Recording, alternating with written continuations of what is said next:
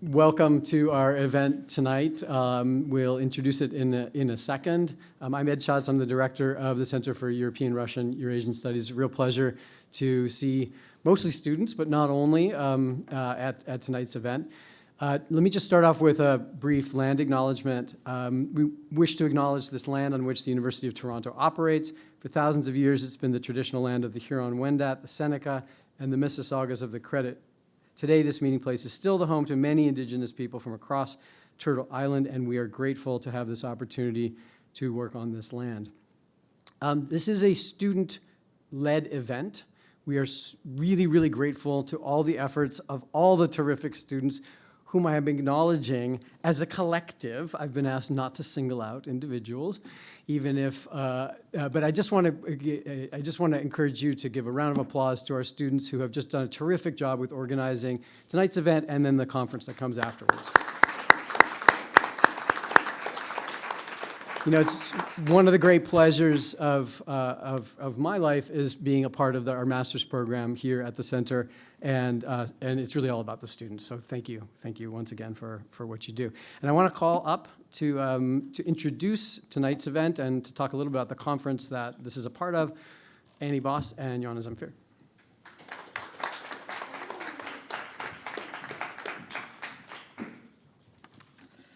Hello, everyone. My name is Joanna Zamfir. And I'm Annie Boss. And on behalf of the organizing committee, we are proud to welcome you to the Center for European, Russian, the Center for European, Russian, and Eurasian Studies International Graduate Student Conference. We are also thrilled to have you join us tonight for tonight's keynote address by an exceptional scholar, Professor Alexander Cooley. In selecting this year's conference theme, the numerous conflicts and wars unfolding across the world were certainly on our minds. However, we also began to reflect on and question the uniqueness of the present day's cultural, environmental, and military crises.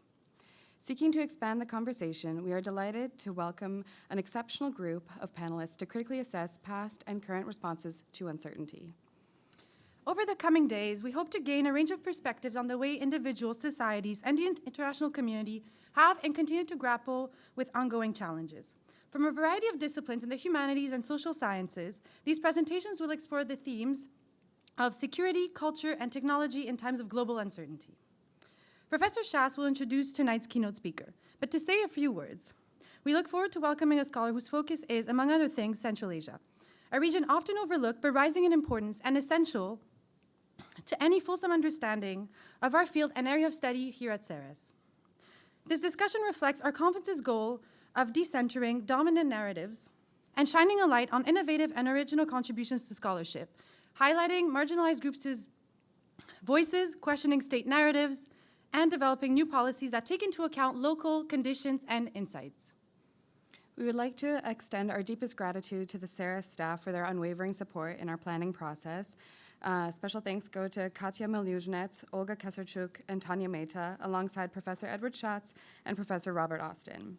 We also wish to acknowledge our generous sponsors, the Center for European, Russian, and Eurasian Studies, the Munk School of Global Affairs and Public Policy, DAAD, the School of Graduate Studies, the Hungarian Studies Program, the Slavic Languages and Literatures Department, the Trudeau Center for Peace, Conflict, and Justice Studies, the Center for the Study of France and the Francophone World, the Petro Yatsik Program for the Study of Ukraine, the Faculty of Information iSchool, the Museum Studies Department, the People's History Lab, the Center for Criminology and Sociolegal Studies, the Center for Comparative Literature, the Department of English, the Center for Diaspora and Transnational Studies, the Department of History, and last but not least, the CERES Graduate Student Union. We are very grateful for your attendance tonight and excited to begin the conference. We now turn back to Professor Schatz to introduce tonight's speaker.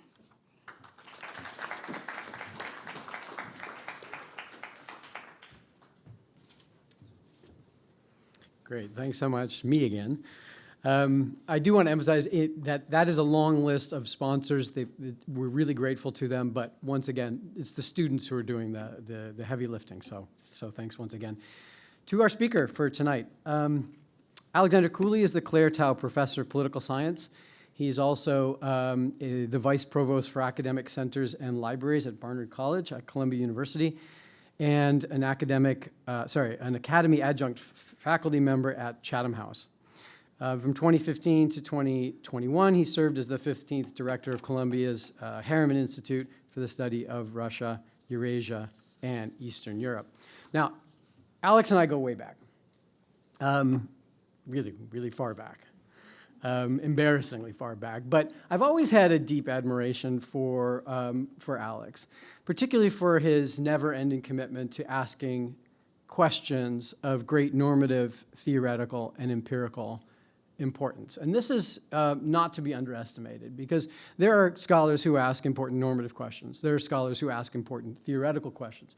There are scholars who ask questions of terrific and outstanding empirical importance. And it's rare to find somebody who can combine all of these things in his scholarship. And this was evident from the very beginning, back in the late 1990s. Okay, the mists of time. And from the beginning, Alex revealed himself to be a world-class scholar of international relations, but one who I think it's fair to say has always been unsatisfied with putting important questions into a sort of an intellectual black box. He's always been deep in conversation with scholars of comparative politics like myself, scholars of Central Asian domestic politics in particular, again, like myself, but not only. Historians, sociologists, you name it, Alex is interested in their work and what they're up to. No surprise that under his watch, the Harriman Institute at Columbia, an interdisciplinary center not unlike our own that focuses on this broad region, simply thrived. Alex listens, he cares, his work is held in the highest regard, not just in the North American Academy, but across Europe, and also, and this is something that I think is crucial, and maybe in the context of today's talk in particular, he's held in high regard within Central Asia itself. That's not easy to do, right? But he's a serious scholar. He's a fun guy, so you might not know that, but his work is simply exemplary.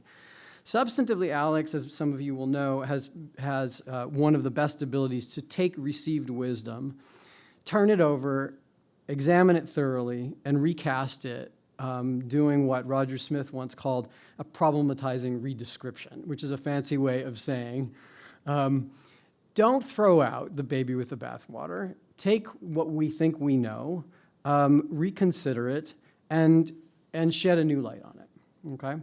Because doing so is really, I think, the hallmark of the best kind of scholarship. Alex has done that on a wide range of topics that are united by a common theme, and this theme is how external actors, including emerging powers, international organizations, multinational companies, NGOs, Western enablers of grand corruption, from his website, have influenced the development, governance, and sovereignty of the former Soviet states, again, with a particular focus on Central Asia and the Caucasus. This is a true story I'm about to tell. I went to print out the books that Alex has published, and I actually ran out of paper. Now, I could have gotten more paper, because it's not as if there are an infinite number of books, but it's just truly astounding. He's the author and or editor of 8 academic books, any number of reports, scholarly articles in top journals. Some of his books include Dictators Without Borders, Power and Money in Central Asia, Yale 2017, Exit from Hegemony, The Unraveling of the American Global Order, Oxford 2020, co-authored with Dan Nexon. And I didn't know about this book. It's like you didn't even tell me that you were publishing another book, which is 2021, where is it? Undermining American Hegemony, Good Substitution in World Politics, Cambridge 2021, co-edited book, right? He's tireless. He has an incredible intellectual appetite. In addition to his academic research, Alex serves on several international advisory boards, engaged with the region, and has testified for U.S. Congress, the Helsinki Commission, among other places. He's visible in sort of public-facing outlets such as Foreign Policy, New York Times, Foreign Affairs. The list goes on and on. On top of it all, and maybe this is the most important thing, I think it is the most important thing, Alex is a terrific human being and a good friend, and it's great to have you back at U of T. So, Alex Cooley.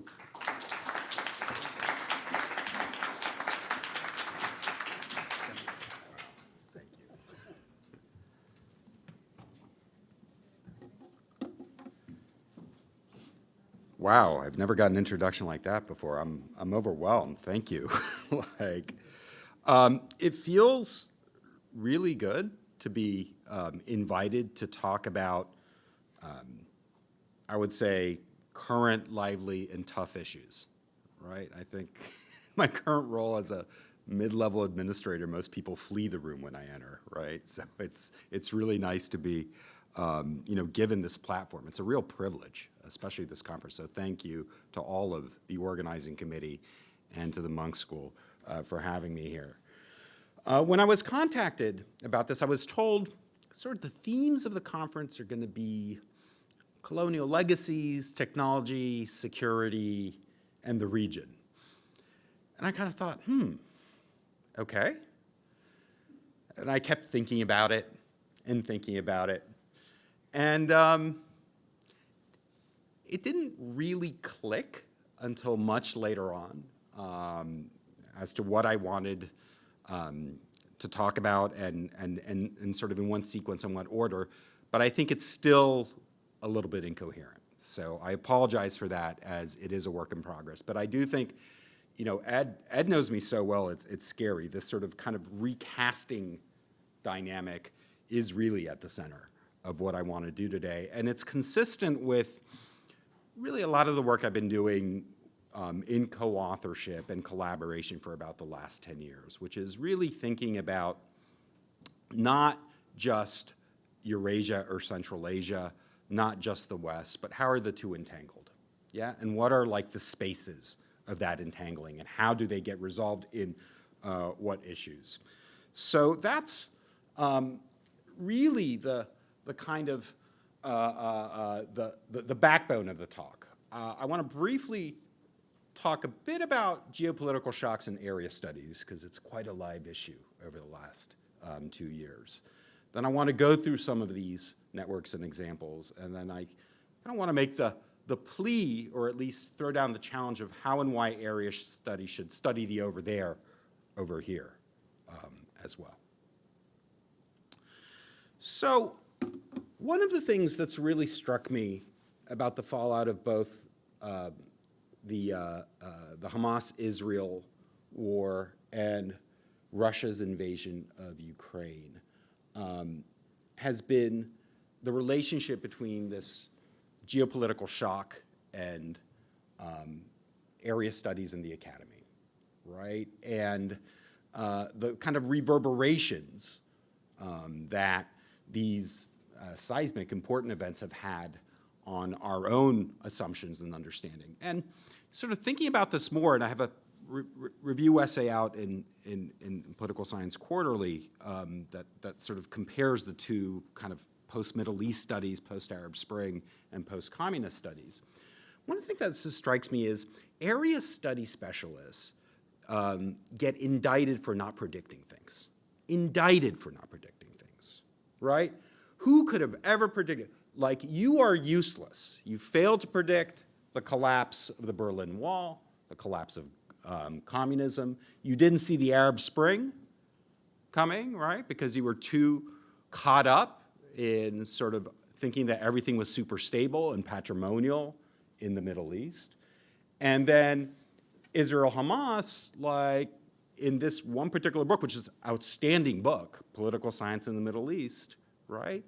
Like, really, not one paragraph on the Palestinians, right, in the Palestinian issue, because that also didn't reflect the research agenda of the last 10 years. The Arab Spring, right, put our focus on things like social media, on civil society, on sources of sort of bottom-up change, and then, after things didn't work out, on the new authoritarianism, authoritarian adaptation, right, and so forth. But the Palestinian issue, not so much. Now, you can think of a lot of different fields where, like, really epic stuff happens that maybe you should have sort of predicted, and you didn't, right? Junk mortgage bonds peddled by Wall Street blow a $2 trillion hole in, like, financial space-time continuum. But that's okay, right? Like, we still privilege economists, financial economists, and so forth. Political scientists, right, like, failed to predict things like the 2016 presidential election, but does it indict an entire field? No, not so much. And yet for area studies, we insist that you have to predict the big things, right? Rather than sort of asking the questions like, why did we miss this, right? And what is it that we've been conditioned, we've been sort of trained, and what are the external influences and factors on us in our knowledge production, right, that have socialized into discounting some things over others. So one of those events is, of course, Russia's invasion of Ukraine, and we're into the third year of this horrific war. And the visual represents what I think is, captures in images a very angry, annoyed Vladimir Putin talking about the need for a special military operation to denazify, demilitarize Ukraine, and then this iconic image of Zelensky and his advisors in a very calm, reassuring, defiant tone saying, we are all here. Your government is here, right? We're not falling. What followed was, I think, really epic in terms of geopolitics, right? We had this vote to condemn Russia's invasion, right? Pretty overwhelming vote in terms of countries, maybe not so much in terms of population of those that abstained.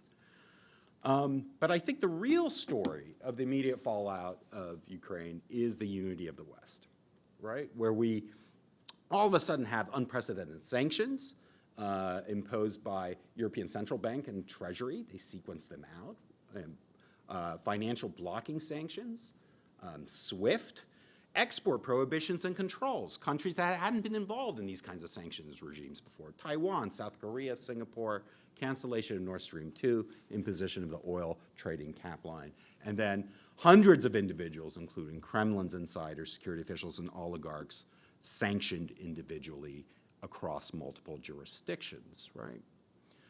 And just to give you a sense here of the pace and frenzy of sanctions.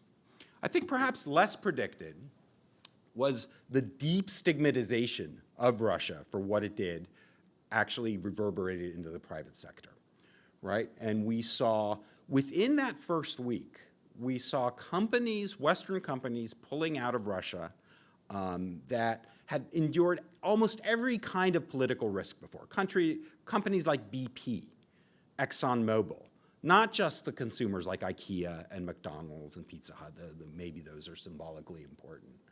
But there was a sense that in these board meetings over a 48-hour period that it was just impossible to continue operating in this sphere. And if you're interested in this, there's a running list kept at the Yale School of Management. Deep stigmatization of Russia, too, in the international community, and especially the international community that is controlled by or predominated by Western powers. Certainly IOC, FIFA, and UEFA, and Formula One.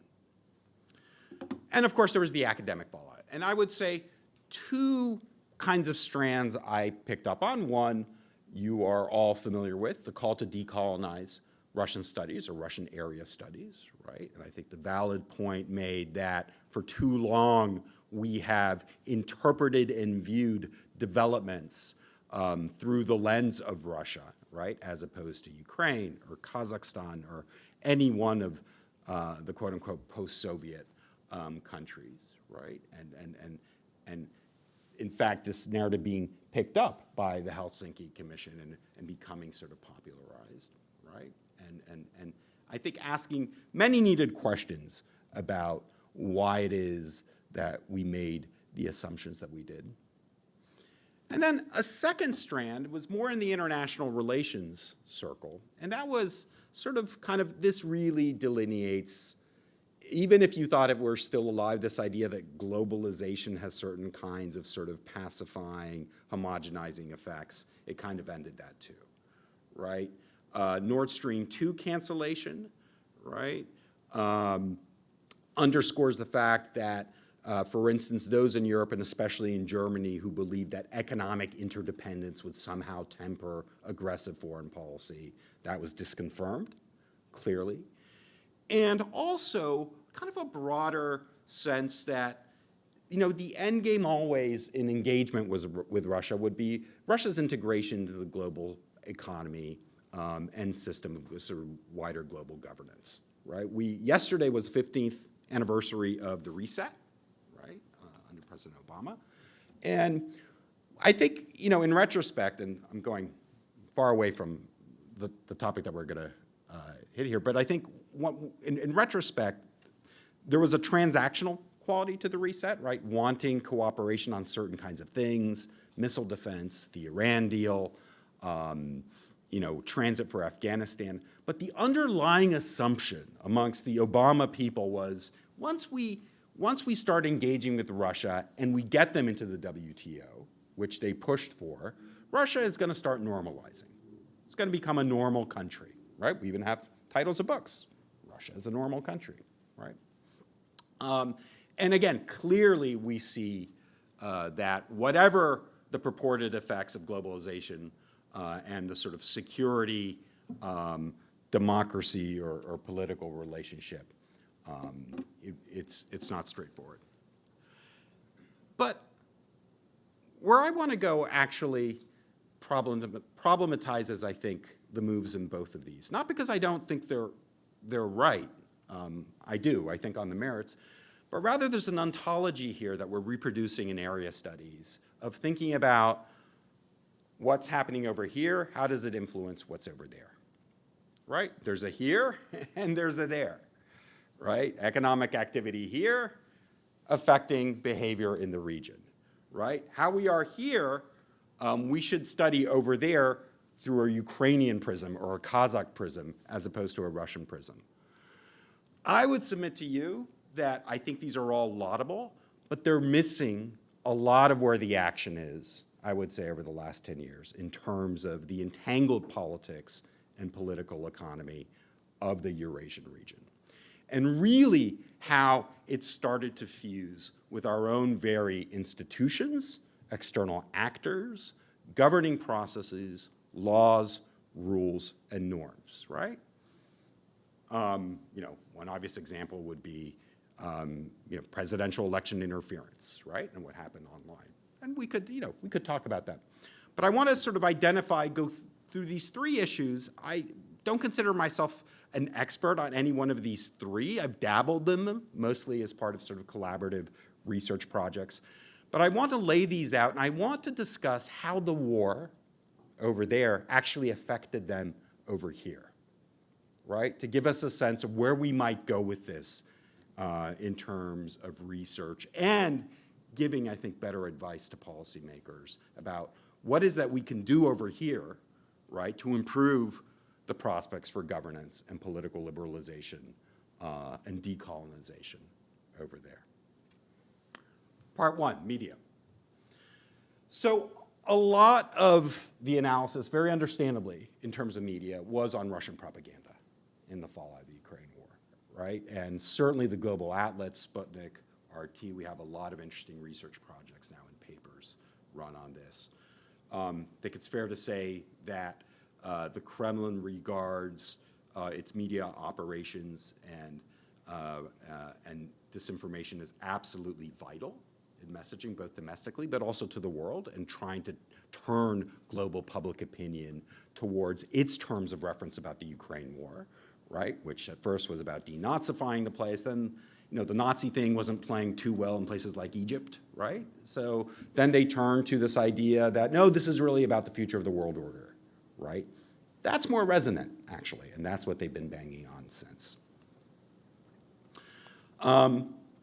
So in forthcoming collaboration with Alex Doukalskis at University of Trinity Dublin, we have one of our chapters looks at sort of kind of the global activities of both Russian and Chinese outlets. And we've been trying to sort of figure out just how extensive the global network is. So we've kind of counted 58 official kind of bureaus, some of them have closed since the war, involving Sputnik, RT, and TASS, right? And so that's pretty good sort of, coverage. And by the way, happy Sweden in NATO Day today. So last year, when Finland, on the day that Finland was inducted, this was what was on the menu at RT Español. And RT Español is actually incredibly influential, not only because it covers Latin America, but then becomes the portal into Spain, which then becomes the portal into the EU information system too. So the programming on that merry day, April 15, is Nazism in Finland, right? That's, I suppose, an interesting coincidence. I would say, actually, though, and just as a kind of a topic of research, is much more difficult. We had trouble finding these. The formal bureaus, they're like the formal military bases overseas, right? You identify them, they have an office and so forth. I think more influential are the content sharing agreements, right? That RT or sort of Xinhua has. Xinhua has about, I think we've counted about 600 of them from what we can find, and we found 99, just 100 sort of RT agreements. These allow the republication of your news feed across different outlets. And so they become really a part of the news bloodstream, right? As opposed to sort of proclamations about Nazism in Finland, they set the agenda of what gets picked up under what terms of reference and so forth. So all this is great. There's like amazing communication scholars doing work on this. I think, though, one of the less covered parts of the fallout of the war is what happened over here in the West to Russian media itself. Yeah. So shutting down RT in places like the UK or the US or in the EU was one part of the response. But what we saw was the complete closure of the last, really the last, know even what word to say, sort of relics of independent media. Novaya Gazeta, Echo Moskvy, Media Zona, TV Dost, all these outlets, media outlets, are shut down in really the first week. And almost all of them, not Echo Moskvy, but the others, they move overseas. They move overseas, right? This is like the sort of fate of independent Russian media moves to the West. And here are some of the big players. Medusa, TV Dost, Media Zona, Novaya Gazeta, and they have some pretty long legacies. And I would say the only one that was founded in exile is Medusa, right? Founded by Galina Timchenko in 2014 after Lenta.ru, this investigative anti-corruption kind of investigative outlet, is sort of targeted by authorities, right? The others had long-standing sort of presence, or longer-standing presence. Muratov, of course, won the 2020, or co-won it, the 2021 Nobel Prize. So spatially, if we're to look, see, I even tried to make some maps for this presentation. Mapping independent media in exile, right, sort of gives us sort of this particular view of things. Media Zona relocates to Tbilisi in Georgia. You have all sorts of interesting things going on in Georgia right now. You have TV Dost, sets up initially in Latvia, right? Now is in the Netherlands. I'll get to that in a sec. And then also the foreign outlets, RFERL, BBC Russia, they all go out in exile in Latvia too. So Latvia is sort of the news center, Lithuania is the civil society center, sort of in rough terms. And actually Novaya Gazeta goes to Germany. Now they've opened sort of a Paris office too. So essentially what we have is independent, or the most independent, Russian news outlets now are operating in Europe, right? As a matter of course. There's some peculiar and intense characteristics of media outlets. So first of all, they might be over here, but the Russian government still wants to subject them to Russian law. And what are these Russian legal designations? The most drastic one is the undesirable organization label. Yeah, that's pioneers in 2015. First, there was the foreign agents label in 2012, right, where you can carry on your operations, but you are designated as a foreign agent. You have to self-identify as a foreign agent if you receive foreign money. Undesirable, you're just straight criminalized, right? And prohibiting donations or associations with you, you're just essentially banned. And all of them except Mediazona, which is still a foreign agent, receive this label eventually. Medusa was first declared a foreign agent in exile in 2021. It's blocked from circulation in the Russian media stream in 2022. It's declared an undesirable organization in January 2023. Nezavisima Gazeta and TV Dosh are also undesirable in 2023, following a similar sequence, like being blocked and so forth. But what's happened to the viewership? Initially, we saw, according to Roman Badanin, dropped leading independent media outlets from about 375 million to 375 million from 443 million months before the war. But now the main ones have recovered and even doubled their viewership. And what's driving this is a technological development, is the rise of Telegram and YouTube, right? So for the moment, Russian authorities have not banned YouTube, right? And this is sort of like the big question. Are they going to do it? Will they go that final round in terms of access to social media? According to Badanin, at least 504 journalists have fled to Russia, 94 websites are blocked. And incidentally, some of these have come out with some of the most important and compelling stories of the war. Massacre in Bucha, right, was broken by Mediazona, and also, or rather by Medusa, and President Zelensky interview with Mediazona in April 22. But this is where it does get really contested and really political, right? So first of all, the challenges of fundraising if you're independent, right? Undesirable status cuts off what had been their source of funding, which is Russian crowdfunding, and some very innovative sort of sources. 79% of current funding comes from grants. Many of those grants are associated with Western states, right? So they're not from sort of private philanthropies. I think complicating the independence and the status of some of these places. There are some Western partnerships, but it complicates the legitimacy, according to some, of what these outlets are. There's also a real problem with technology, right? So Medusa prides itself on its app, delivering information through its app. Now that app is criminalized, right? So even accessing it can land you in criminal violations. Nevertheless, part of what Medusa has been doing is this public relations education on how to get around blocks, how to employ VPNs, right? How to use technology to sort of access independent media. But then we get to this episode with the Latvian government and TV Dost, right? Where essentially at the end of December 2022, Latvia revokes the broadcasting license of TV Dost after issuing a number of warnings on the basis of threats to national security and public order. And the citations are that TV Dost displayed certain maps shading annexed Crimea as Russian and referred to Russian troops as our military.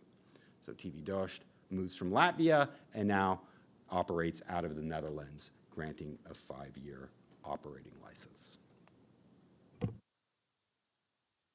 Second set of issues I want to talk about, transnational repression, right? So again, transnational repression as a phenomenon has been around for a really long time. So some of the most infamous cases, Stalin's agents going after Leon Trotsky in Mexico when he was sort of in exile, Operation Condor, right? The U.S. sort of backed system of Latin American authoritarian security services going after leftists, or the Khashoggi incident. And really what we mean by this is what's on the slide, attempts by governments to coerce beyond their borders, to silence or intimidate exiled political opponents, diaspora, and journalists, right? So you can also transnationally repress media, right? There's some overlap between these two examples. And these activities include detention, kidnapping, rendition, assault, physical intimidation, assassination. So what's new about it now? And especially sort of the last 10 years. This is always happening, like, why study it now? And what are sort of our findings? Freedom House has been doing a lot of work, and actually some Freedom House people who were trained in area studies, Yana Gorokovskaya, especially Nate Schenken, doing some really compelling, interesting work in a series of reports about the extent of this, right? Documenting cases, 608 global cases in the initial report, 78% of them are Muslim. 31 origin states conducting this, and also case studies of China, Russia, Saudi Arabia, Iran, Turkey, and Rwanda. And I think, to me, the most interesting finding is this idea that transnational repression is becoming normalized. Yeah, that you either see the complicity of host regimes or factions, especially law enforcement and lower-level law enforcement, in picking up political dissidents. You see very little deterrent or punitive action, sort of for future abuse. And you see no real drive at the international level to stem the abuse of the red notice system internationally that allows for these detentions amongst. In the latest Freedom House reports, these are the main culprits, top 10 origins, and look at how many come from Eurasia, right? So China is the biggest one, essentially sort of targeting Uyghurs overseas, all over the world. But look at the others. Russia you would expect, but did you have Tajikistan on your list? And did you have Turkey on your list? Because after the failed coup, Turkey is all in on this, right? From Kosovo to Kyrgyzstan to so forth. And in fact, Erdogan takes pride of cutting to pictures of exiles that were out there now being sort of brought back, right? Political dissidents in a state of apology. So these are the leading culprits here. There's been also some novel cases, right? Before the war, perhaps we could have had a whole seminar on this case. Roman Protasevich, right? Belarusian oppositional blogger, organizer. He gets on a plane in Athens. I was in Athens when this happened, by the way. And attends sort of the Delphi Economic Forum, gets on a plane. The plane is going, he thinks, to Vilnius. And over airspace, you see 2 fighter jets basically take the plane down, force it to land in Minsk on the pretext of a terror charge. And Protasevich is arrested, and then a few hours later gives sort of a very disturbing kind of confession that he was, guilty of all the things that they're accusing him of. And just think about the sort of sovereignty and the space in this. This is a flight between 2 NATO countries, civilian flight, between Greece and Lithuania, diverted forcibly into Belarus, and most likely with Russian agents on board, right? That's what it seems like. So, again, what are the drivers? Well, one is increasing autocratization, and I think it's useful to think about this spatially. Once you have secured domestic territory, right, as a Eurasian or whatever autocrat you are, right, then it's only natural, once people start fleeing and you've secured your space, that you will then pursue them abroad. It's the logical extension and continuation of autocratization, right? Empowered by tools, new technologies, security services capabilities, networks of agents, right? This is the next frontier now, infiltrating diaspora communities, exiles, and so forth. So also, autocrats use a mix of informal but also legal kinds of issues. So I talked about Interpol, its use and abuse. Here's a technological part of the story. Once you can start downloading entire spreadsheets of wanted people, as opposed to having to file a physical red notice, we see an explosion in the number of red notices, right? And especially, Turkey is like uploading just batches of people, right, in doing this. But then we also see new regional security agreements like the SCO or the Gulf Cooperation Council, where part of what security means is keeping common watch lists of political dissidents and banned organizations in the name of anti-terrorism and anti-extremism, right? So a lot of the renditions and the handovers between security services, they would argue, have a legal foundation, right? So there's a complication here in what's actually internationally legal. Yes, it clashes with international humanitarian law and norms, but they would say, no, this is, you know, part of the sort of CIS Minsk Treaty. This is part of the SCO anti-terror treaty. Second part is the repurposing of digital technologies. I don't need to lecture on this. Ron Diebert is like the greatest authority on here, and the Citizen Lab does amazing work on this, right? But I think the point is that spyware, digital tools now can not only engage and harass online, they can completely disrupt exile communities, right? And drive them from politics and an online presence altogether, right? Because they are so powerful. This is sort of kind of a chilling quote from Kadyrov. He's talking about Chechen diaspora, where he says, this modern age and technology allow us to know everything, and we can find any of you. Yeah, so again, sort of space is really sort of broken down here. New legal tools I talked about, so I'll skip that. It's a map from the 2017 book with John Heathershaw, and what we're doing is trying to sort of compile these instances of transnational repression the Tajik community overseas. And just to give you a sense of how these spaces and these sort of relationships in these spaces evolve, in the 1990s, Russia was considered a relatively safe space for Central Asian exiles, right? They would sort of move there, operate. That became compromised in the 2010s, and you see sort of the coding there, disappearances in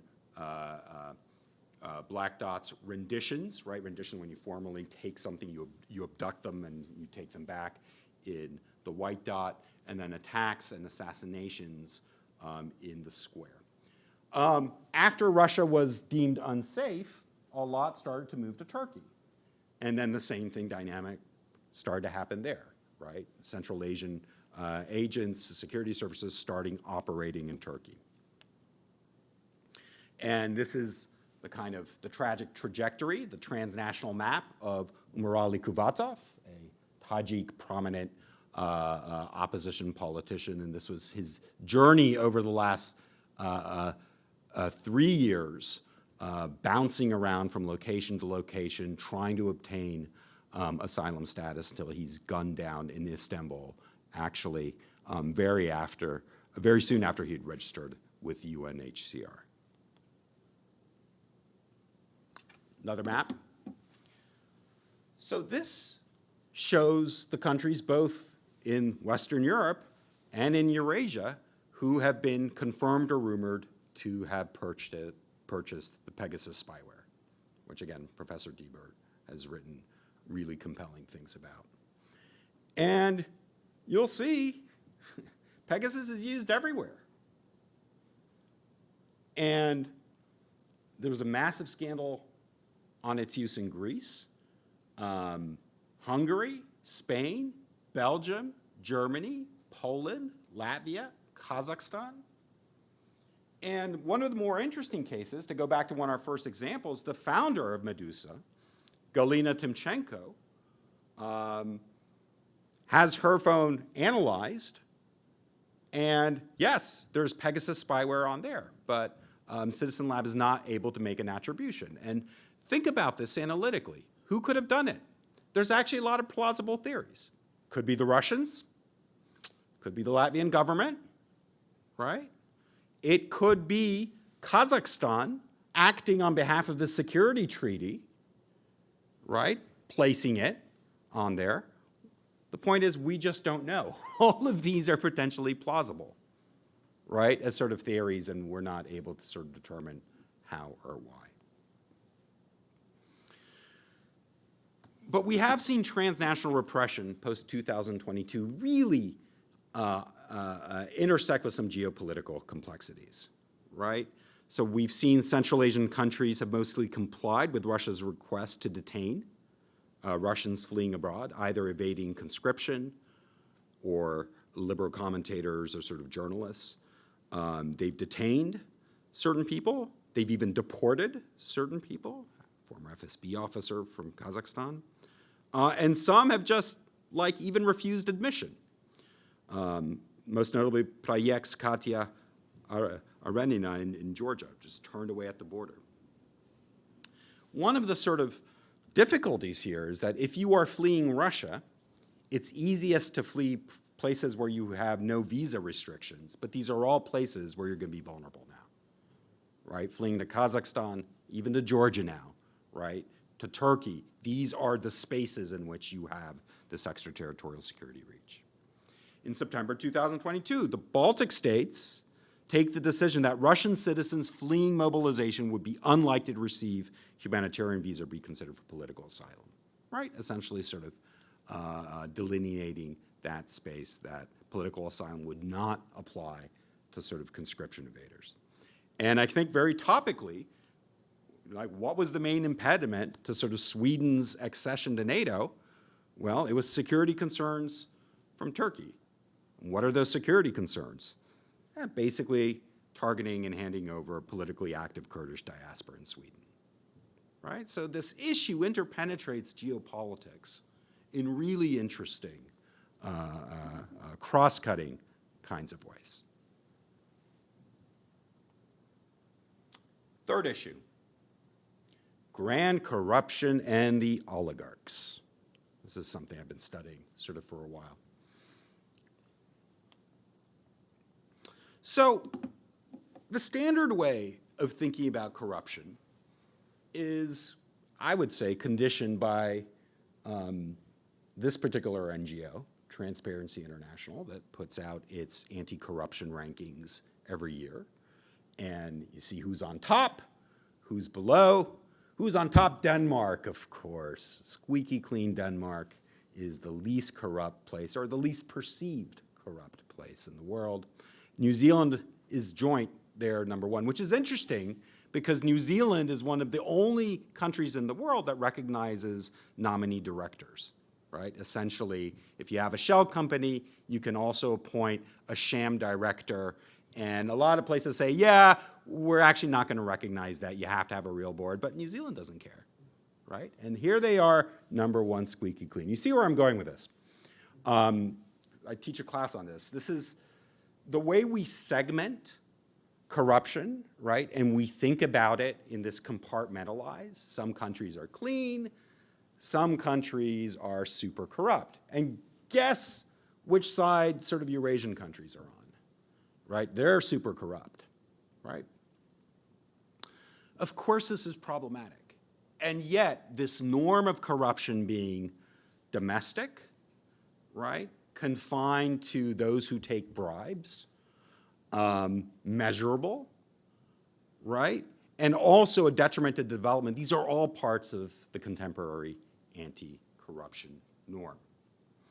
Well, I would say when we think about grand corruption, and this is some of the work I did with John, but also in some of the advocacy and policy world, things like, you know, investigating Gulnara Karimov's sort of global fortunes.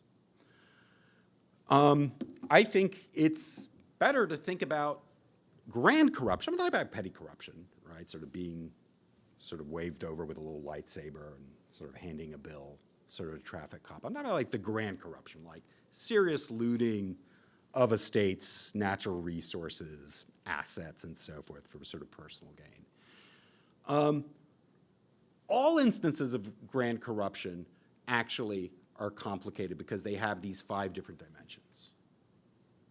Yes, at some point, politicians, regulators, businessmen take bribes, right? They embezzle, they engage in nepotism, they do things that we associate with corruption. That's just the beginning of the story.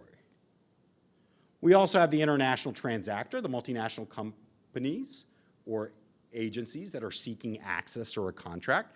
Why don't we have an international ranking of multinational companies, right? And their implication in, well, we all know why.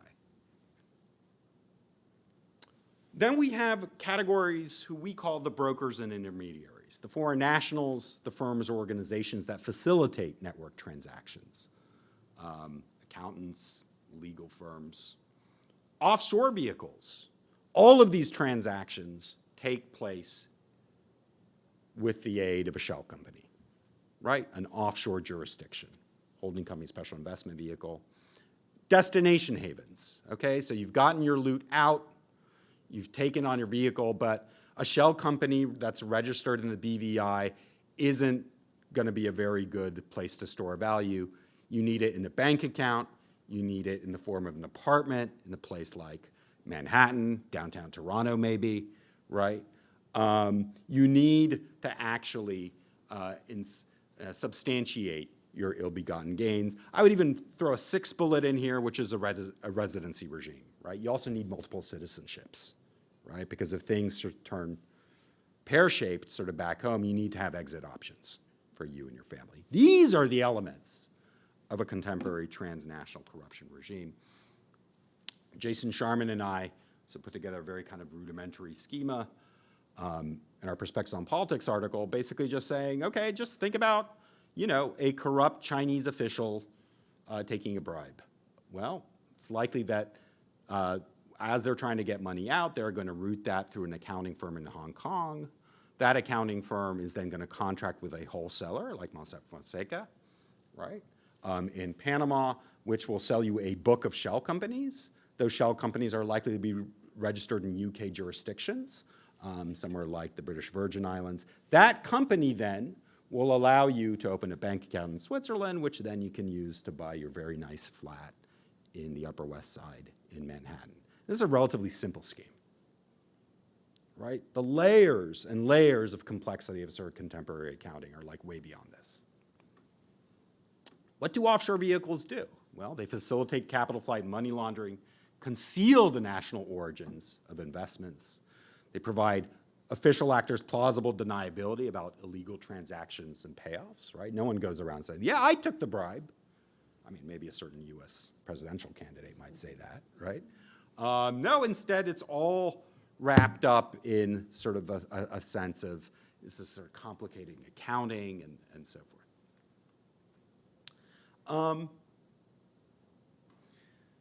If you really want to take a conceptual shortcut and think about sort of what has made these Eurasian grand corruption networks operate the way they do in this integrated way, it's the story of two colonial legacies. On the one hand, the Soviet colonial legacy, in which the transition of the 1990s in places like Russia coincides with unfettered financial tinkering, marketization. So the playbook is, right, you take anything that extracts value and you get it out of the country and you conceal it, right? That's what the 90s were about. Remember Russia's virtual economy? Probably none of you remember that, right? Because that was sort of like 1990s. Ed remembers that, right? It was basically saying, oh my gosh, what, you know, Russia's capital flight is like hundreds of billions of dollars. Like, where's it all going? Well, we have a sense of where it's all going, right? So Gabe Zuckman and his authors have sort of shown what's distinct about Russia in terms of its offshore economic profile. Every country has its top 0.01%, right? And certainly, you know, in the U.S., it's the second most, in terms of sort of top-heavy countries of sort of economic inequality in the world. What's distinctive about Russia is you have significantly more, not only the 0.01% own a greater percentage of national wealth, like most of that national wealth is also kept offshore, right? This is integral to Russia's development. It's not on the side. It's not some sort of thing that went wrong. This is part of its state formation, right? It's a political economy that is grounded in the offshore realm. Don't take my word for it. Pandora Papers that were analyzed. Where are the politicians from this? They all tend to come from the Eurasian region. Ukrainian politicians, certainly from a few years ago. Kazakhstan, Russia, they're the big ones. There's others too, but that's no coincidence. But here's the second legacy. It's the UK decolonization legacy. Absolutely integral to the contemporary transnational grand corruption system. Why? Because the UK, in its decolonization effort, actually started using many of these overseas holdings and territories as financial clearinghouses, creating these jurisdictions where they could book values, move around offshore wealth, and essentially become sort of financial sort of clearinghouses. And so this is from not Transparency International. This is sort of a thesis slide based on the Tax Justice Network that looks into a lot of these. And you'll see some of the leading offenders in blue are UK territories, right? So it's the confluence of the two. The two need each other. And in fact, a recent study on the Panama and Paradise Papers conducted by Global Integrity found that the BVI as a jurisdiction lies at the center of a lot of these particular transactions, also involving the Gulf states. Along with the team, including John Heathershaw, we, in a report called The UK's Kleptocracy Problem, we started looking into some of these dimensions and found 330 million pounds worth of real estate purchases by Kazakh officials, almost all of them conducted via shell companies, and these are just members of the Nazarbayev family, right? Holdings, Timur Kulibayev, Darega Nazarbayeva, and others too. All of them, again, conducted mostly through BVI registered entities. We talked about shell companies. Now I want to talk about, just very briefly, Western brokers. This gentleman here, James Giffen, AKA the King of Kazakhstan. He also was the model for the movie Syriana, right, if anyone's seen that. He also, Ed, I'm not sure I told you this, he taught the Harriman Institute for 10 years. He taught the politics of Soviet trade. See what you missed out on? So Giffen is an oil executive, experienced hand, and he is involved in late Soviet oil negotiations with the Soviet Union that then transfer into independent Kazakhstan, essentially over the lucrative field of Kashagan, as Ed knows better than anyone here, and the influence that sort of oil wealth has had on the development of that polity. What's fascinating to me about Giffen as a figure is he was, especially in the 90s, he was like a one-stop shop for anything Nazarbayev needed or feared or was paranoid about, right? Kids needed sort of health care. He would find a place and whisk them over, right? They needed a particular good or service, he would take care of it. He was like the consummate brokers. Brokers don't really look that way anymore, right? Like, they're respectable law firms now or accounting firms or so forth. How do we know all this? We know all this because Giffen was indicted in 2003, having violated the FCPA, where he was at the center of structuring a number of deals involving half a dozen large Western energy firms, right? And rooting kickbacks and bribes associated with the ruling family, or ruling regime rather, to Switzerland, right? The case is like legally fascinating, right? Because it takes a pause for many years, because basically Giffen's defense is like, I did this, but like everyone totally knew I was doing this because I was doing this on behalf of US interests, right? And as it turns out, the judge agreed with him. He thanked Mr. Giffen for his national duty, basically fined him, I think, it was like a few $1,000s for a snowblower, and he went merrily on his way. By the way, if you want to see the life story of Mr. Giffen, we have him up on the Harriman Institute's oral history websites, or he, in some cases, maybe reveals a lot. I think you'll find it fascinating. He's a fascinating figure. So back to enablers. I think we have to be honest about the role places like London play in this. From real estate agents to public relations firms that defend the reputations of all involved, to a kind of a very technocratic, risk-based version of anti-money laundering that they take, right? That pays lip service to due diligence or reports of suspicious activities, most of which go completely unexamined. And we end the report by saying what's really compelling from the UK point of view is that these kinds of connections, these service roles, are changing the rule of law in the UK itself, right? This isn't just about enabling grand corruption. It is that London service professionals are themselves really hollowing out, like what it means to be law-abiding and to have these professional standards and norms. So one more kind of fascinating analytical consequence of the war in Ukraine is almost immediately after, there's this decision that's made, not only in Washington, but certainly here and the EU. Yeah, it's time to clamp down on the oligarchs. And what's so interesting about this, so those of us in the anti-corruption world for years have been screaming about this. This is a national security issue, transnational grand corruption, right? So forth. But all of a sudden, national security becomes fused with the with the anti-corruption agenda. I think in some ways sort of uneasily too. And this is Deputy Attorney General Lisa Monaco throwing down the gauntlet, saying, oligarchs be warned, we will use every tool to freeze and seize your criminal proceeds, announces the creation of the Kleptocapture Interagency Task Force, tasked with going after overseas Russian oligarch assets. This is accompanied by an intense stigmatization of the oligarchs that we see that first month, right?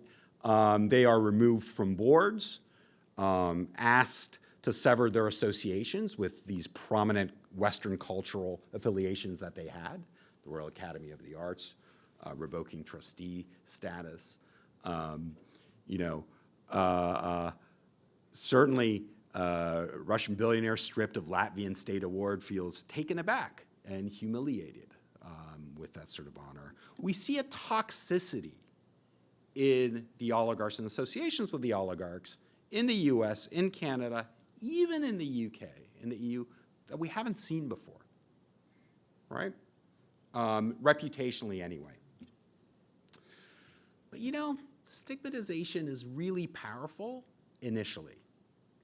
And as things go on, things become more normalized, and things become more routine. Oh, this is a great quote, by the way. Sort of famous or infamous kind of FT interview here. That we sort of see, our business is completely destroyed. This is Peter Eben.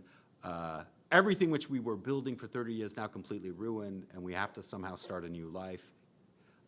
Will I be allowed a cleaner or a driver? Life after sanctions for a Russian oligarch. He was put on a 2,500-pound sort of stipend by the UK government. It's not fair. Be sanctioned just because you meet the president. We try to be absolutely out of politics. With Putin, I was representing Alpha Group, not myself at all. And what we see is this desperate attempt by the oligarchs to try and recover their status. Very few of them condemn the war, right? They call for, this is not the way. We need to get back to some kind of normalcy. This is a very destructive conflict. Almost none of them criticize Putin, right? They're navigating these two terrains. And what you see, the dual strategy emerging to preserve their Western status, right? Which is trying to rehabilitate their reputation, right? On the one hand, and engaging in litigation on the other, right? So in this particular case, this has been called Friedman, who sort of dangles the prospects, well, maybe I'll offer $1 billion to Ukraine in the hope of Western sanctions relief, right? Maybe you guys can do me a solid, we can do each other sort of a solid here. Abramovich is also at the center of this, right? So he's spotted in Istanbul in March 2022, frenetically shuttling, trying to sort of negotiate, is there sort of a peace to broker, while Chelsea Football Club has been taken from him, his assets has been freed. And he also played a role in this sort of one of these initial sort of prisoner exchanges in the war that involved UK nationals, and he let us know about it too, right? A lot of press releases on this. So they're all trying to rehabilitate their reputations, but they're not condemning the war, right? They're navigating these two normative environments that they haven't had to navigate before, right? Basically, when you're that rich, you can pay for anything. Perhaps this is my favorite infographic ever. This is from the New York Times. These are private charter flights the month before the war and the month after. And here's a sense of how space is shifting. Month before, most oligarchs' private jets are going to London, they're going to Paris, they're going to Geneva. Month after, the two biggest destinations are Istanbul and Dubai, places where sanctions don't reach. You can find this in the Times. At the same time, they're still litigating, armies of lawyers trying to get desanctioned and trying to get sanctions removed, right? Almost immediately after, trying to get undesignated by the EU. It's kind of futile in the sense that even if you had your sanctions designation removed, you could just be sanctioned again, right? I think the real battle now, as you know probably better than I do, is over the confiscation of assets, right? Sanctioning is an administrative act. Confiscation takes us into a whole different sort of legal realm, right? And so when we talk about repurposing these frozen Russian assets for Ukraine, that's going to take us on a legal course that we really haven't been on before. And then all of a sudden, we see reputationally a lot of the oligarchs not stopping there. Interesting sort of court case involving Russian billionaire Alisher Usmanov, that even though he was talked about as being sort of suspected being associated with Putin and involved in instances of violating sanctions law, he successfully sued German publication for reputational damage. So if you go to OCCRP, the Russian assets tracker, which I recommend everyone does, like once in a while, you can actually find all of the global assets of these transnational individuals. And you can pretty straightforwardly create interesting maps of global holdings. So these are the global holdings of Alisher Usmanov as reported by OCCRP. He is sanctioned in the jurisdiction including Canada, Australia, the EU, Japan, New Zealand, Switzerland, the UK. And you see planes, villas in Italy, bank accounts in Switzerland, all sorts of sort of different assets currently being frozen. So the landscape is global, right, when it comes to sort of these holdings. And most of them are actually still in the West. So where am I going with all these three? So we had to wait all that boring, coolly stuff till we get to the punchline. Extraterritorial politics, in some ways, I've been talking about a contestation of space. And assertions of jurisdiction are strategic, right? Oligarchs want to be protected by UK law when it comes to their assets, even if they're loyal to the Kremlin, right? Russian authorities want their undesirable law extended into a place like Latvia or the Netherlands. And so, to me, area studies as a field of inquiry is all about thinking critically about how we represent countries and political phenomenon and why, right? It's not just studying the local, is why we make certain choices to study the local in the way that we do. What informs them? Academic politics, pressure from policymakers, geopolitical agendas. But if we're going to sort of put this together, this space that I would argue that the war has shown an even bigger spotlight on, this entangled space between Eurasia and the West, we need to ask sort of three questions. Whose sovereignty prevails is the first one. And it's not at all obvious. It doesn't necessarily map onto territory, right? Whose sovereignty prevails? Second, which laws are in effect in this legal battle, right? And which are upheld? And then third, which norms are recognized? And I think here we do see changes over time. I think, to me, the disturbing thing on the transnational repression front is that things that used to be considered an outrage as a violation of sovereignty in a host country are now ho-hum. I think it's entwined in sort of the polarization on immigration in general. That's my hunch. I haven't done any systematic work on it. But it's just sort of shocking to me that the extent to which we downplay the conduct of sort of foreign security services and surveillance sort of overseas, right? You saw this also in the oligarchs, right? Trying to sort of navigate two sets of different norms, right? Trying to conduct reputation damage and contract for it versus maintaining their particular political loyalty. So to get back to sort of untangling this, these are all, I would say, critical issues and critical arenas which governments themselves strategize about, right?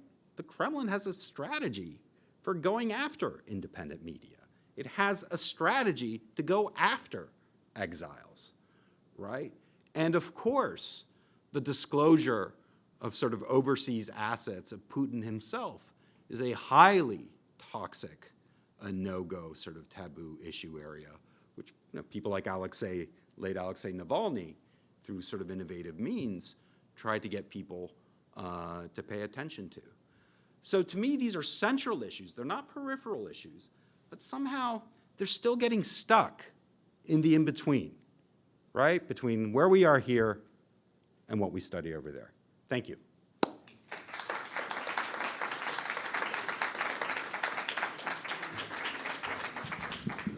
Thank you so much, Alex. There are cards going around with hopefully pencils. So if you have a question, please jot it down there. If you are a student, please indicate as much on the cue card, because we want to prioritize our students here. So as those are going around, I left my pen at the podium, so I'm going to get the pen, unless you want to get my pen. I will get your pen. Thank you, because otherwise, You have plenty of goodwill for at least a day. There you go. Thank you. That's great. Okay, and those who are online, if you have a question, just use the Q&A function, and we'll integrate your questions along with the questions from the audience that's in person here. Alex, let me start with a couple of questions, and then give people a chance to gather their thoughts and jot down their questions. So, first of all, absolutely brilliant, and it brings together, a lot of what I know about your work into a pretty clear, slightly depressing conceptual sort of scheme, and so I want to applaud you for that. And and like any good talk, and this is just truly exceptional, it generates a lot more. So, I guess two quick things. One is, can you talk a little bit about? So I was struck at the end there by the oligarchs, right? Sort of going after individuals, and that's become sort of the normal way of doing these targeted sanctions and so on. And so, sanctions are different than trying to clamp down on these instruments of offshore havens, right? Yeah. So it's a very different thing. It's personalizing rather than going at something that's structural. But can you talk a little bit? This is the first question about any movement anywhere, whether it's in the EU or in North America or elsewhere.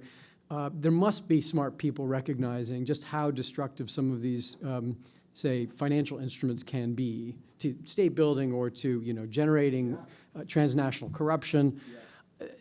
Is there any movement at all to try to generate better oversight or, or clamp down entirely or whatever? That's the first question. And then the second question, you want a pen? Here you go. The second. Wasn't ready for a multi-part. There you go. It's a two. So then the second question, going back to the section on transnational repression, I was just sort of, I was thinking about Navalny, about his decision to go back to Russia, right, in spite of the fact that he knew well, at least broadly speaking, what his fate was going to be, that he would be arrested at the airport or so, or it was just a matter of time, but nonetheless he decided to do so. And we've had some conversations here. No one really knows what was in his mind, but it seems like it had to do with the calculation that you can't be in exile and be actually important, Yes. right? So, which leads to the question, clearly, and you document it so well, clearly transnational repression is a thing, right? Yeah. So these regimes are paranoid, activist, capable of going after whoever they want to go after, right? And yet, do they need to be? I mean, how many examples do we have in sort of, political history of the last 100 years where exiles actually come back, from exile? Right.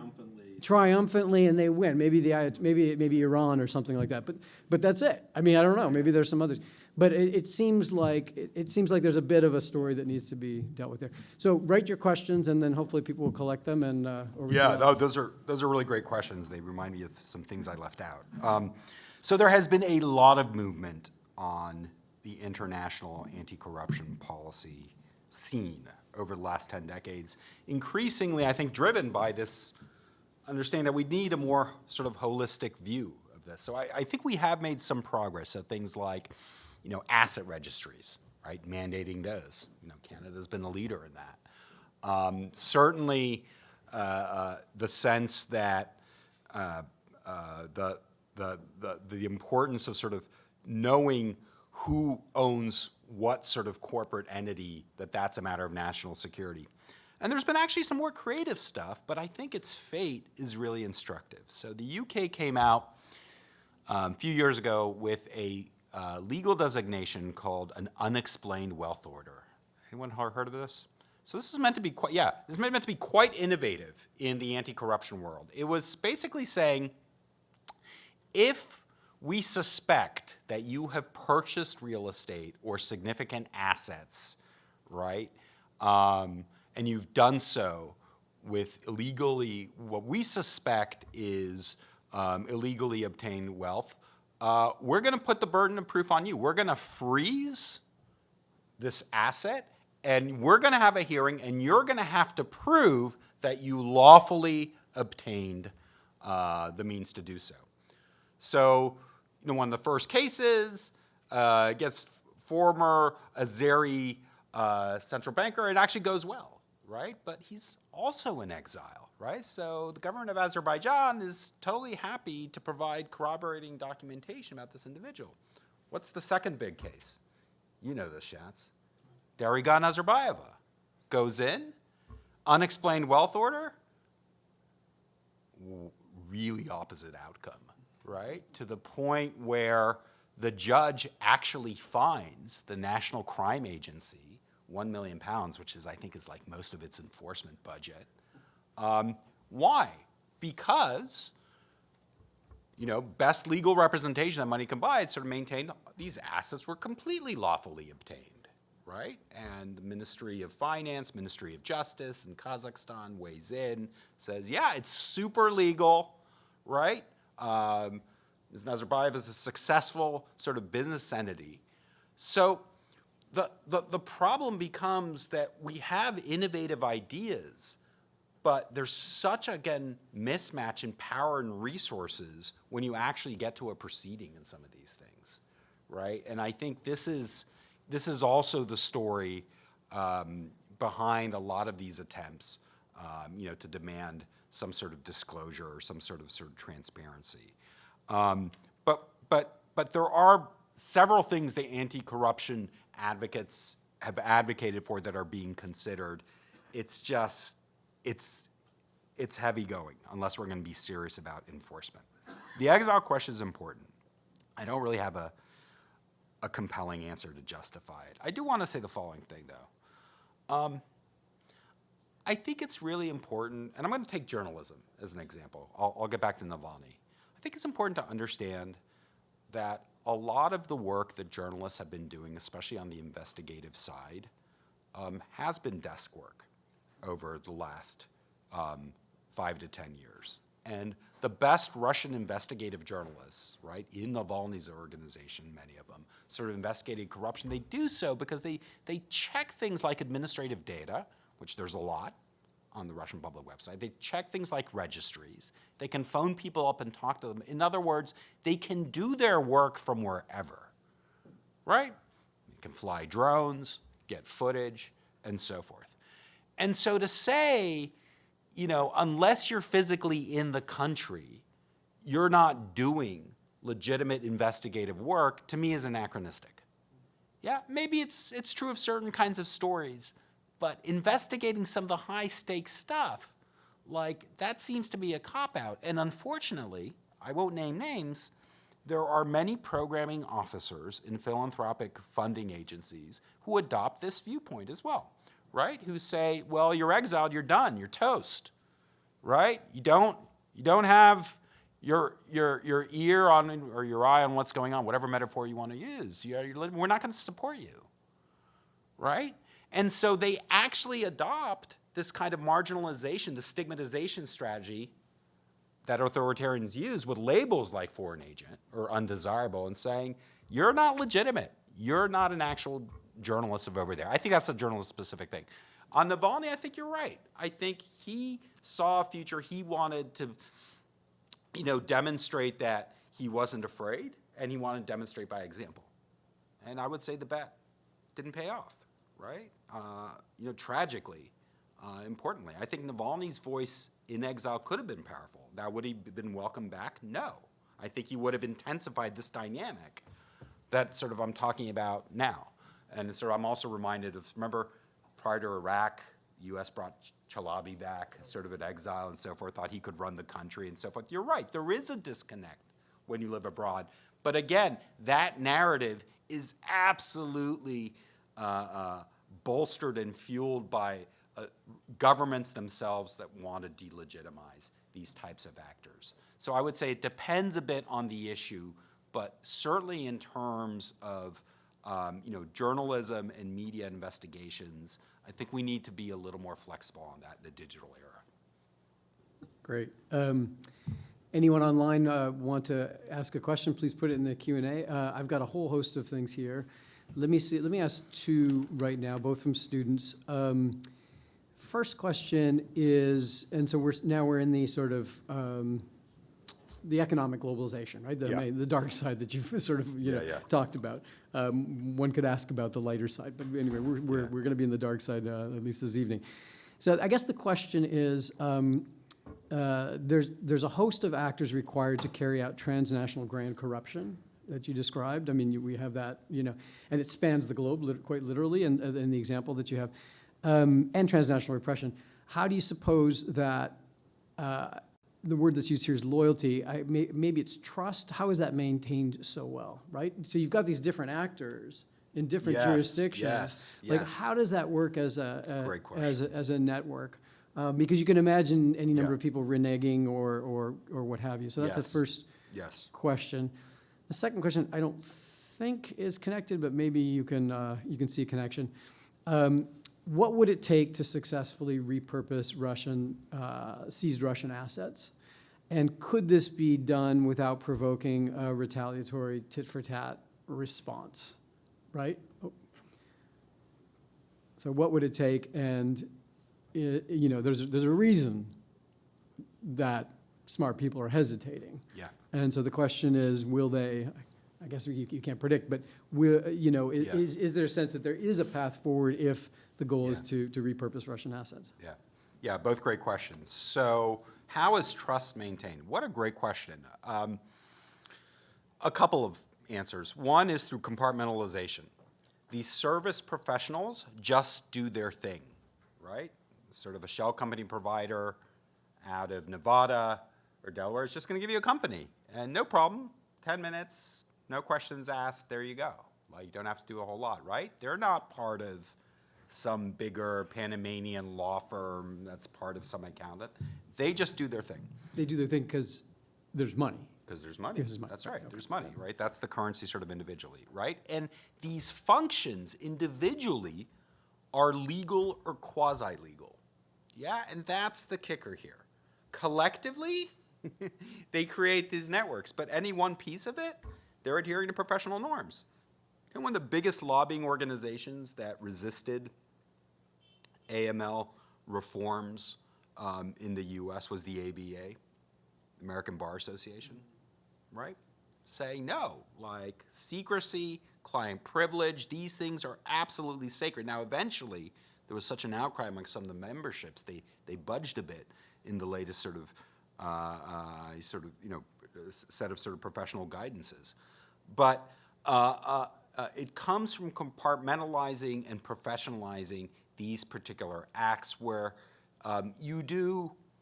diligence has become almost an art form, right? There's diligence, actually trying to figure out, ascertain the origins of a particular wealth flow, and then signaling that you've done it, right? And that becomes a sort of almost performance in and of itself. But then we also have a very limited amount of individuals who see the whole thing, right? And I would recommend the book by my co-author on a couple of pieces, just brilliant sociologist, Brooke Harrington at Dartmouth, who trained as a wealth manager and then wrote a book about wealth managers. And they see the moving pieces, right? They can sort of put all these things together. And she and some of her colleagues at Dartmouth came out based on Paradise and Panama Papers, put together a network map of wealth managers, I think comparing Russia, China, and the US. And they found in the Russian case, there's only a handful of them, right? Because they operate with discretion and trust, right? The ones that see the whole thing, right, in the package. Like those are extremely sort of sensitive behind the scenes kind of roles. And her policy recommendation, incidentally, is you want to go after assets, make wealth managers themselves liable, right? Like go after them as a professional category as opposed to the assets themselves, which I think is innovative and really interesting. You're absolutely 100% right. Any attempt to confiscate Russian assets will be met with a similar type of retaliation. Will it be symmetrical in its impact? No, just because those are the nature of the economies. But yes, it will unleash sort of forced nationalization of a number of things. I think in between the poles of this is a really good idea, let's do it, and this sort of in the end, reconstructing Ukraine is such a compelling case that we have to do it versus no, this will set a terrible legal precedent. I think there's the in-between position might be, well, maybe we can use the interest off these holdings, right, and give that to Ukraine, right? You have a right to not have your assets sort of confiscated without a legal proceeding, but you're not necessarily entitled to interest, right, that has been accumulated on those assets. And so I think maybe we're heading there. They wanted this sorted out by the G7. I'm not sure they're going to get there.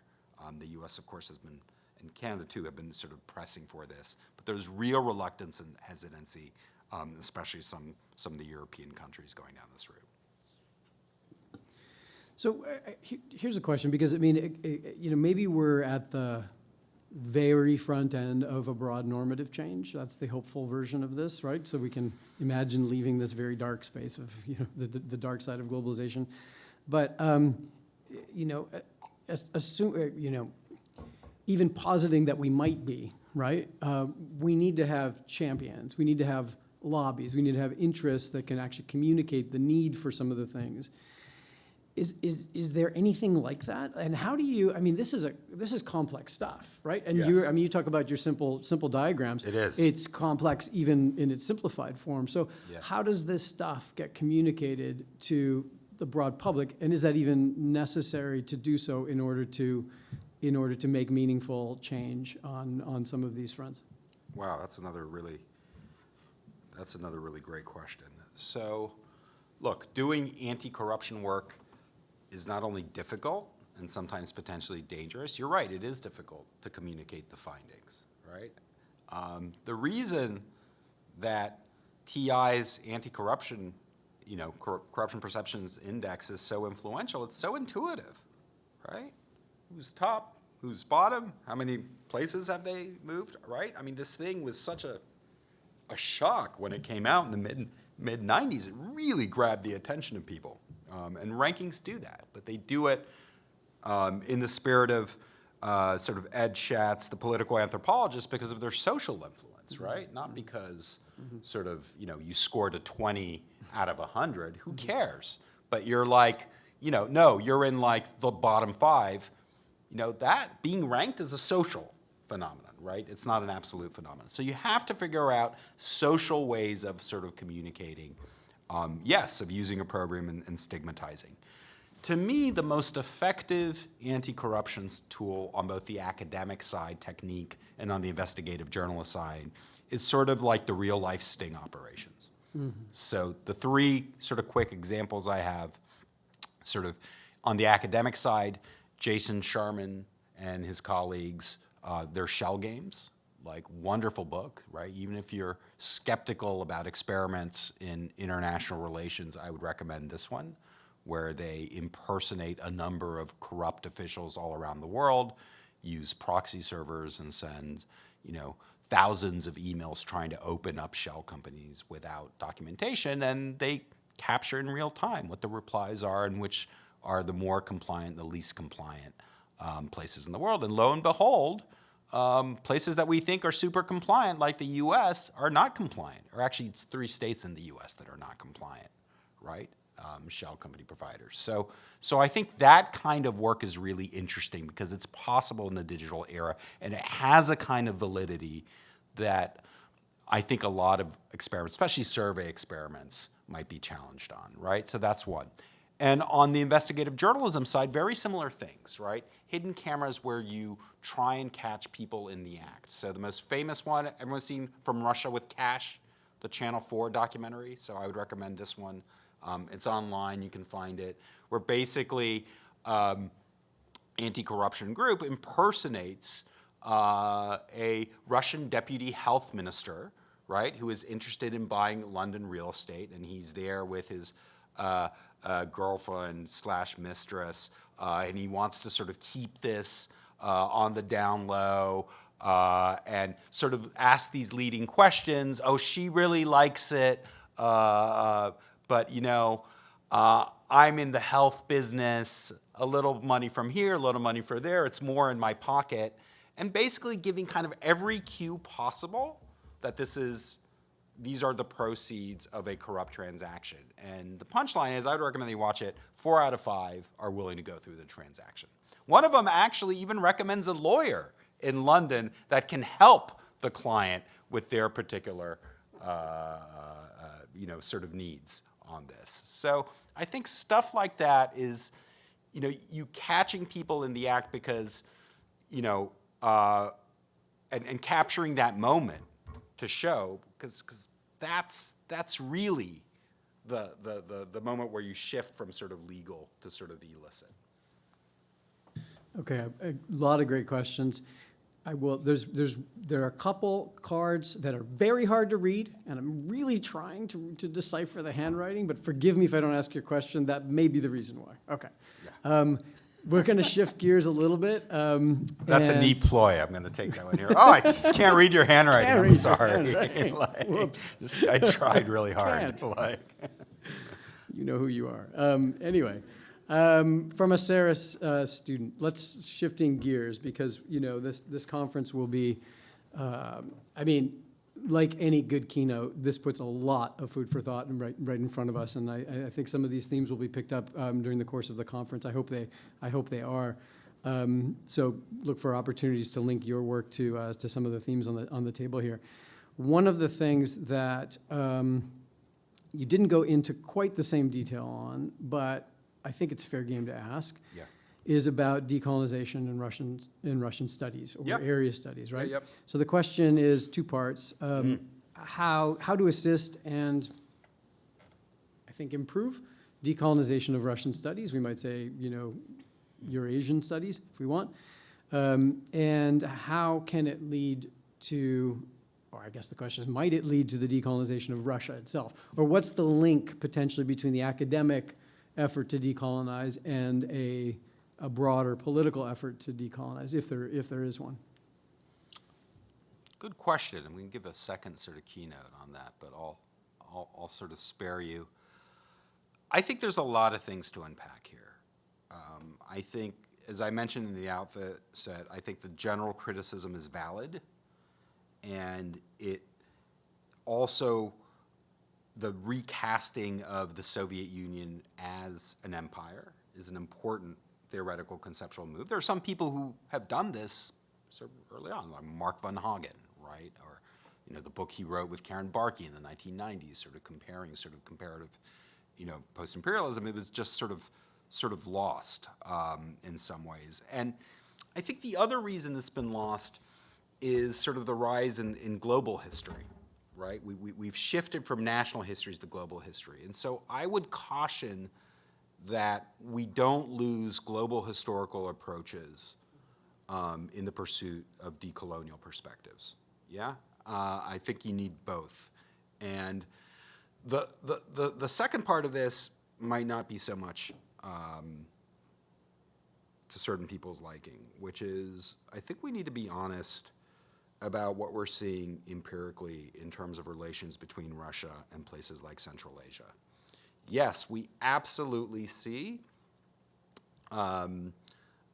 certain categories of academics, intellectuals, commentators questioning colonial past, right? And sort of Kazakhstan, well, why aren't we talking about the famine? Nazarbayev, what do you mean that this was sort of a closed issue? Closed topic. We've researched it, as sort of Sarah Cameron sort of talks about in her excellent book. No more research needed, and so forth. Okay, so we're pushing against that. But then you start looking sort of empirically at the ties between Russia and Central Asia, and what I'm seeing is less a kind of a decentering, and what I'm seeing is a re-networking, albeit in different kinds of ways that we didn't expect, right? So I'll give you sort of three examples, right? One, record migration to Russia. Migrant labor was spurred by the prospect of Russia fast-tracking citizenship for Central Asian migrants. Hundreds of thousands of Tajiks have been given Russian citizenship over the last years. And so, yes, they run the risk of conscription. We've seen them in the front lines, used as cannon fodder. All that is absolutely true. Russia has a labor shortage for obvious reasons. And Central Asian, especially rural Central Asia, this is still an attractive prospect for them, right? That's one. Higher education mobility numbers. I was looking at the UNESCO data on this. So again, Central Asian students are going to Russia in record numbers, right, in a way that they haven't before. That is on the incline. And then finally, and to me this is the more kind of unexpected, the use of sort of Central Asia to aid in sanctions evasion. We have to call this out.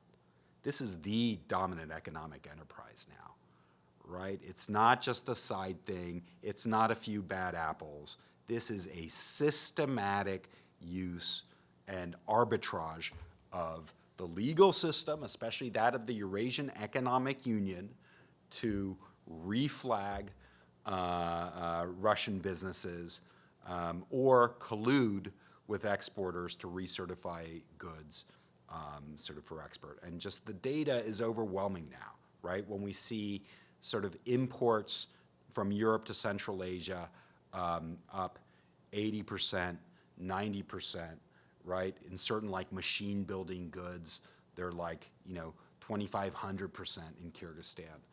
And I think if we're to really understand decolonization, you have to take the post-Soviet period seriously. And I'm sorry to say this.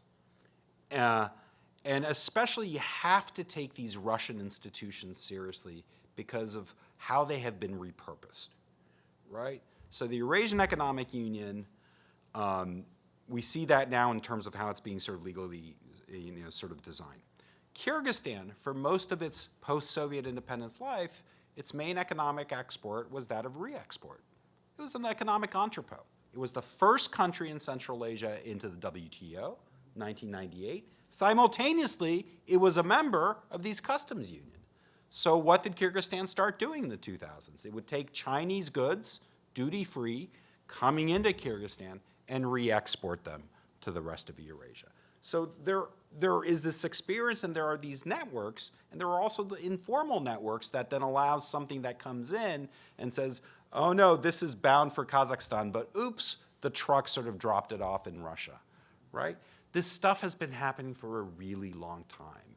And so the problem right now that we're facing is the only credible thing we can do in terms of Central Asia and sanctions evasion is threaten secondary sanctions, which is essentially saying, you know, Kyrgyzstan, if you are caught in any way sort of evading sanctions, we're going to deny you access to the dollar system in the US market. Well, given a choice between Russia and the US, we don't have actually a lot of interactions in a place like Kyrgyzstan anymore, now that we don't have a military base. And I don't give talks on that anymore. I miss those days. That's not a real choice. That's not a credible choice for us to make. So we're in real trouble, like on sort of sanctions here. We assumed that, you know, there would be sort of sanctions compliance, that Russia would sort of be stigmatized, that we could sort of, you know, hold out one or two sort of examples and get the others in line. And actually, we see this as like sort of deeply ingrained. So I think we need to take this re-networking seriously, right? And we need to sort of understand decolonization not as a break, right? But a evolving process of how things are reconstituted and adapted, right? As opposed to severed. Once we start doing that, then we'll be in a better place sort of analytically and as researchers and as policymakers. No, I think that makes great sense. Of course, you can. There's a vantage point question, though, right? Yeah. I mean, because you can view these networks, and I think we're the academy now, at least in the Central Asia space, for example, is, I mean, there are enough terrific people really, you know, doing excellent research who are capable of, call it decolonization agenda or not, they're able to examine aspects of what you're talking about from the ground Absolutely. in Central Asia, rather Absolutely. than Yes. you know, the looking glass the other way. Totally. Yeah. Yeah, but you know, doing so requires also, like, you know, a bravery and a luxury that a lot of researchers in Central Asia, being a researcher, social scientist, is precarious, right? So we're very privileged sitting here, right, having the ability to say, oh, you should be studying Russian re-export, right, and so forth. Like, well, okay, right? Do you know what interest that impinges on and infringes? So, I mean, in some ways, I think it's complicated, right? We want to empower them, right, but we want to also sort of keep them safe, right? And so I think it's incumbent on those of us who have academic protections and privilege to be able to sort of, you know, talk about this, I would say, sort of more openly, right? Yeah, absolutely. I mean, you mentioned Sarah Cameron, the historian who wrote on the Kazakh famine. I mean, just a tidbit, I think you probably know this, but you know, her book is not just terrific, but it was incredibly well received as a popular book in Kazakhstan. Like, there's a Russian translation, there's a Kazakh translation. That is incredibly rare. Yes. And it speaks to the salience of the topic, and also, you know, and of course the appetite for this kind of work. And of course, Sarah, you know, doing exactly what you advocate for, right? Talking about things that may be a little bit sensitive, or at least around the edges, right? She, you know, Sarah can do the work that the topic sort of demands, and then, and you know, you bring that in, right? I think the other move that has to happen is, if we're going to talk about things like corruption, we have to be reflective about our own roles in these things, right? So what I would like to see is more actual collaborations where we each take on the things that are, you know, tough for our respective sides to take on, right? So I think, you know, there needs to be sort of reflexivity here. Like, talking about democracy is hard anywhere, right? Going up against big and powerful interests is hard anywhere, right? And so, rather than adopting this model where, I'm the Western researcher who's, funded by the NSF and you're going to do this sort of labor for me, right, kind of thing. Like, it needs to be much more, not just team-oriented, but we each need to address our vulnerabilities and cover for each other, right? I mean, I think that's a model we need to sort of shift to, right, rather than this sort of top-down approach. But we have to realize that doing social sciences in most part of the world is a precarious business. Yeah, absolutely, absolutely. And it's not without its risks, even in democracies. And actually that gets to a question that's kind of come up around the edges here. Maybe it's riffing off the transnational repression stuff. And I guess it's a question about, I guess I'm detecting through the talk today a sense that, you're problematizing these relationships. You're highlighting things that that maybe, those who haven't been following your work didn't know about. And so you're again, you're re-examining our received wisdom about, let's say in this case, economic globalization, but also political globalization. And that's welcome. And yet, I guess I wonder, it almost feels like there's no dividing line between democracies and non-democracies. It feels like, that there aren't the kinds of protections. I mean, for example, transnational repression, is it more likely to occur? Obviously we know the origin of the repression, but the location of the repression, is it going to be in democratic context? Is it going to be more likely in autocratic context? I guess at what point in this story does regime type matter? Or are we just sort of saying that we're all heading down this road, even those with, fairly well-established, not to say consolidated, democratic institutions? But I think this is what makes some of the populist appeal so powerful, right? This idea that you can take over institutions, right? That in the end, you can eliminate them, that you can ban entire fields of inquiry, right? So Florida and Hungary, right? Both banning entire fields of inquiry. Critical race studies, gone. Where's the outrage? Where's the outcry, right? We say, oh gosh, Orban, he banned gender studies. Like, how is that even possible? Well, you see how it's possible. You just do it. And most people don't react because they kind of don't care, or they don't see it as part of their own kind of compelling experience. So these lines are very slippery. I think, to me, the quote-unquote post-communist space offers like real lessons that you're seeing in real time. This is how it happens, right? I would see it maybe less, and there is some interesting work here now, like asymmetric, federalism. See some of Dan Kelman's stuff, how, the EU actually has started to sort of, promote autocratic practices, right, through sort of these different mechanisms, including acting as a release valve for people in Hungary, or maybe before that Poland, who are sort of dissatisfied or sort of ostracized, they can move. And certainly, the kind of federalism here that preserves illiberal practices, right, here, like in the US, across sort of different states, and that's becoming more and more sort of stark, right? So we need to rethink democratic institutions, like used for certain purposes, re-engineered, this gets back to the adaptation point, right, are also vulnerable, right? It's not timeless. History is the study of change. And so I think we're seeing a lot of that. But I think it's important to sort of look at certain issues and look at certain domains, right? And that's where I think, yes, UK, functioning court system, amazing legal system also, but like the libel laws are like really challenging. They're really challenging. They're absolutely stifling. And then, of course, you have this entire industry that becomes global around reputation management firms that make their money sort of litigating because they can, right? So is that a downside of UK democracy?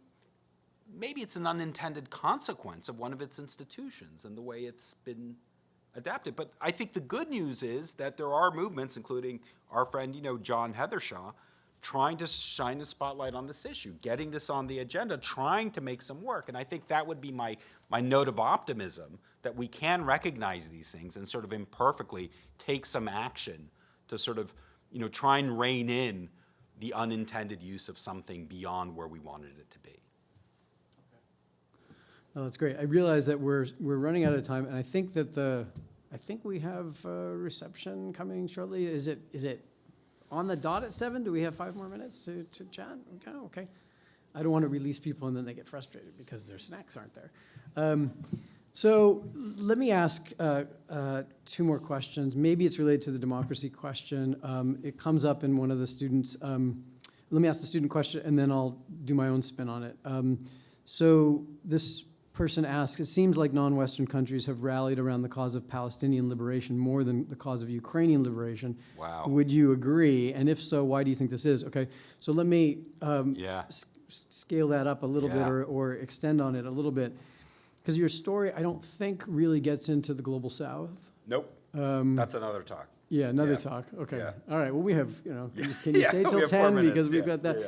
But in a way, maybe there's a this is related to the democracy question here as well, and maybe I'm maybe cause for not being as optimistic as you were trying to be in that last answer, which is to say, there is a palpable shift in every domain, in the domains you're talking about, but also in any number of other areas. In the center of gravity, I know you write about this with Dan Nexton, away from the democratic countries of Europe and North America. So we're talking about a shift of global power. How likely is it that a China, for example, might get on board with, clamping down on some of these transnational repression? It seems very unlikely to me, but maybe there's some, is there hope given the shifting center of gravity for... Oh my gosh, you threw so much at me. Oh you have exactly 3 minutes. Okay, so yes, okay. Global South, so I hate to end on a downer, but you're right.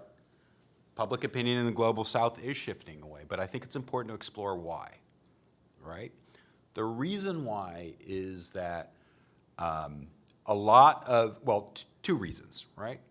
One is a lot of the authority that Ukraine had, the sort of moral authority, and also through sort of Western interlocutors, has been compromised by Russia recoding this not as a war against Nazism, right, or sort of these kinds of things that weren't resonating, to a war against the West. This idea that this is now a proxy war, right, which coinciding with increased sort of Western armament of Ukraine is making that case more and more effectively.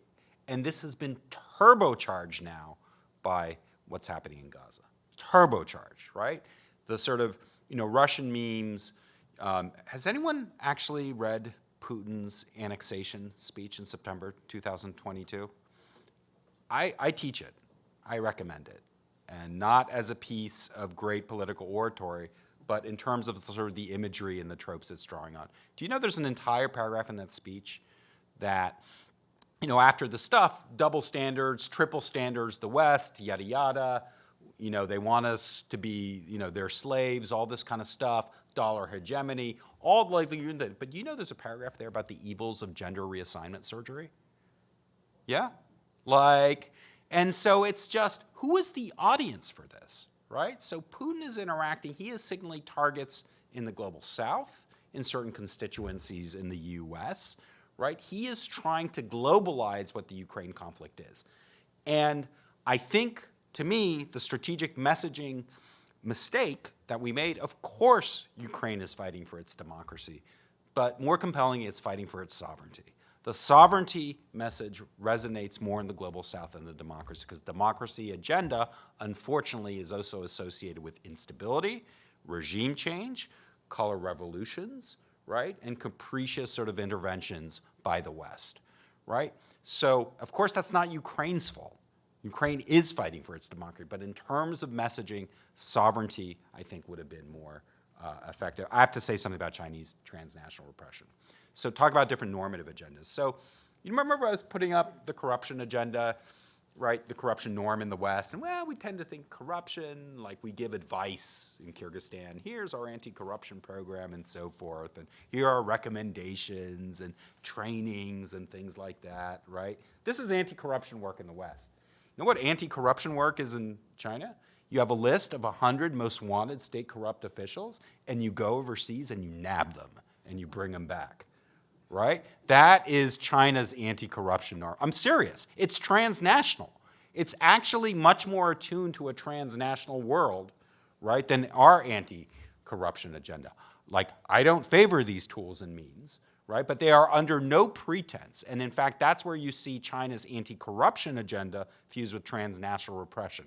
Because, you know, a big part of the toolkit here in going against, you know, trying to bring back corrupt officials, some of them who've gotten asylum in places like here and in the US, is threatening families, right? Reputations, businesses, the whole thing. And they're just saying, these are fugitives, economic fugitives. Of course we're going to bring them back. So they think about the sort of space governance issue in a very different way than we do, for now. For now. Okay. For now. Did you hear the note of optimism there? That's great. Yeah. And we probably should end on that note of optimism, because we'll take anything that we can get. But I really just want to thank you, Alex, for putting on our collective agenda for the next couple of days just a whole bunch of terrific things based on a couple of decades plus of And amazing counting. and counting, amazing counting. research. And so join me in thanking Alex for a Thank terrific you. talk. Thanks a lot.